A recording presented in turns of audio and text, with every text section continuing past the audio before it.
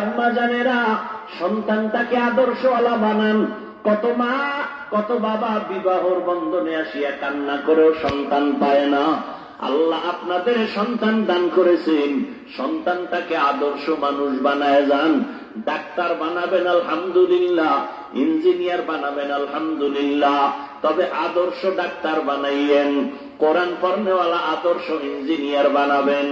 এরে আল্লাহর বান্দারা, ওই মা বাবার দোয়া নিয়ে সামনে আগাও, উলামায়ে কেরামের পরামর্শ নিয়ে সামনে আগাও। ভালো মা বাপ যদি হয়, সন্তান ভালো হওয়ার আশা করা যায়। আমি প্রায় সময় একটা ঘটনা বলি, ও যুবক ভালো করে শুনো, পর্দার আড়ালের আম্মা জানেরাও শুনেন। দুইটা ভাই কিছুদিন পরে বয়সের সময় ছোট ভাই বড় ভাইয়ের আগে বিবাহ করে ফেলল। বড় ভাই বিবাহ করে নাই, ছোট ভাই বিবাহ করিয়া সংসার দাম্পত্য জীবন শুরু করলো। কিছুদিন পরে কয় বড় ভাই, তুমি বিয়া করো না কেন?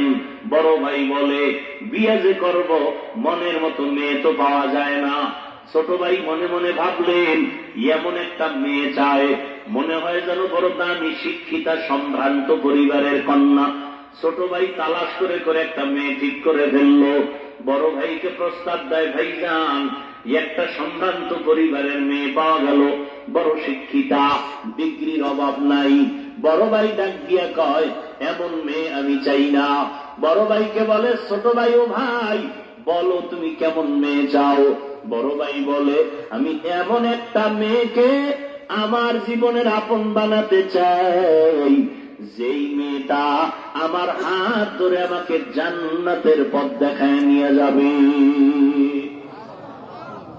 এমন একটা মেয়ে চাই, যেই মেয়েটা আমার স্ত্রী হইয়া জান্নাতের পথ দেখায় জান্নাতে নিবে। ছোট ভাই কয়, এমন মাইয়াও পাবা না, কপালে বিয়াও হবে না। বড় ভাই ডাক দিয়া কয়, ছোট ভাই, আমার অন্তরের নিয়তে যদি কোনো ভেজাল না হয়, একদিন আগে পরে আল্লাহ আমার আশা পূরণ করবে। আল্লাহর কাছে বান্দা চাইলে সব দেয় না, আমরা চাওয়ার মতো চাই না। আবার যখন আল্লাহ দেয় তখন আমরা নেই না, বুঝেননি? চাওয়ার মতো, আর যখন আল্লাহ দেয় তখন আমরা নেই না। ফজরে চাইলাম, জোহরে চাইলাম, আসর মাগরিব এশায় চাইলাম, আল্লাহ বান্দার দেওয়ার জন্য প্রতি রাতের শেষ ভাগে প্রথম আসমানে আসেন। কোন আসমানে? প্রথম আসমানে আসেন। বান্দার থেকে নেওয়ার জন্য না দেওয়ার জন্য? অতিও গভীর হয় রজনী যখন, নীরবে প্রভুর নাম জপিও তখন। প্রভুর করুণা যদি পাইবারে চাও, গভীর রাতে উঠে প্রভুর গুণগান গাও।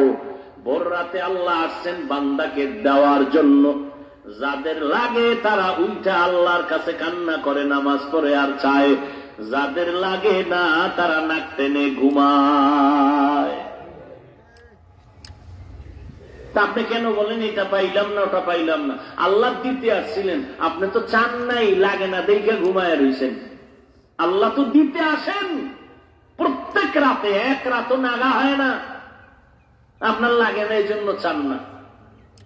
আল্লাহ বুঝার আমল করার তৌফিক দান করেন। বড় ভাই বলল, আমি যেই নিয়ত করেছি আল্লাহ আমার নিয়ত আজ না হোক কাল পূরণ করবেন, যদি আমার নিয়তে কোনো ভেজাল না হয়। কিছুদিন পরে খবর আসলো, পাশের এলাকায় মসজিদে একজন ভালো আল্লাহর ওলি আসেন, মাঝে মাঝে 2-3 দিন থাকেন, দোয়া দোয়া করে চলে যান। খবর পাইয়া বড় ভাই চলে গেলেন ফজরের সময়, আল্লাহর ওলির সাথে মোলাকাত করে দোয়া চাইলেন। আল্লাহর ওলি বললেন, বিয়া করেছো? কয় করি নাই। কেন? বলে মেয়ে পাই না। কেমন মেয়ে চাও? বলে একজন এমন মেয়ে চাই যে আমার হাত ধরিয়া আমাকে জান্নাতের পথ দেখায় নিয়ে যাবে, এমন একটা মেয়ে চাই, দোয়া করবেন। আল্লাহর বান্দা আল্লাহর ওলির কাছে এই কথা বলতেছেন, হঠাৎ করে জানালার পেছন দিক দিয়া একটা ছোট কণ্ঠের আওয়াজ, নারী কণ্ঠ, সালাম দিয়া কয়, হুজুর আমি এই এলাকারই সন্তান, আমার বাবা বিছনায় পড়ে আছেন অসুস্থ, একটু দোয়া করবেন। আল্লাহর ওলি জিজ্ঞাসা করলেন, মা তোমার বিবাহ হয়েছে? বলে না হয় নাই। কেন হয় নাই? বয়স কত? বলে এত। এখনো কেন বিবাহের সিঁড়িতে যাও না? মেয়েটা ডাক দিয়া কয়, হযরত এমন স্বামী আমি পাই না। কেমন স্বামী চাও? মেয়েটা ডাক দিয়া কয়, হযরত এমন একটা স্বামী আমি চাই যেই স্বামীটা আমার জান্নাতের পথ দেখাইয়া আমাকে জান্নাতের দিকে আগায় নিবি। বড় ভাই ডাক দিয়া কয়, হুজুর আল্লাহর শুকর, আমার মনের মতো না জানি মেয়েটা হয়ে গেল। আপনি যদি প্রস্তাব দিয়া ব্যবস্থা করে দেন, আমি এই মেয়েটাকে বিবাহ করব। আল্লাহর ওলি প্রস্তাবের মাধ্যমে এই মেয়েটার সাথে বিবাহের ব্যবস্থা করায় দিলেন। দুইজন স্বামী আর স্ত্রী দাম্পত্য জীবনের সংসার শুরু করলো। আল্লাহর মোহাব্বত নিয়া রাতের বেলা ঘুমায় না, নামাজের মুসাল্লা, দুজন কান্না করে, ঘুমের থেকে যে আগে উঠবে আর একজনকে উঠাইয়া দিবে, নামাজ যেন সময় নষ্ট না হয়। আল্লাহর কাছে কান্না করে, আল্লাহ এমন একটা নেককার সন্তান দাও যেই সন্তানের আদর্শ দ্বারা গোটা সমাজের অন্ধকার আলোকিত হয়ে যাবে।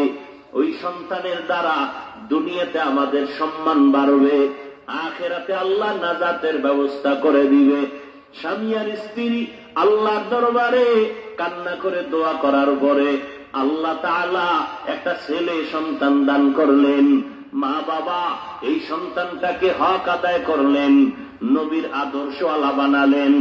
এক পর্যায়ে এই জান্নাতি নারী আর পুরুষের মিলনে দোয়ার কারণে আল্লাহ এমন সন্তান দান করলেন, যেই সন্তান এক পর্যায়ে ইসলামের পতাকা হাতে নিয়া এমন আদর্শ কায়েম করলেন, সিরিয়ার জমিনটা হাতে নিয়ে নিলেন, মিশরের জমিন হাতে নিয়ে নিলেন, বাইতুল মুকাদ্দাসের উপরে বেঈমানদের হামলা, এখান থেকেও তিনি বাইতুল মাকদিসকে হস্তগত করলেন, মুসলমানদেরকে জালেমদের থেকে স্বাধীন করে দিলেন।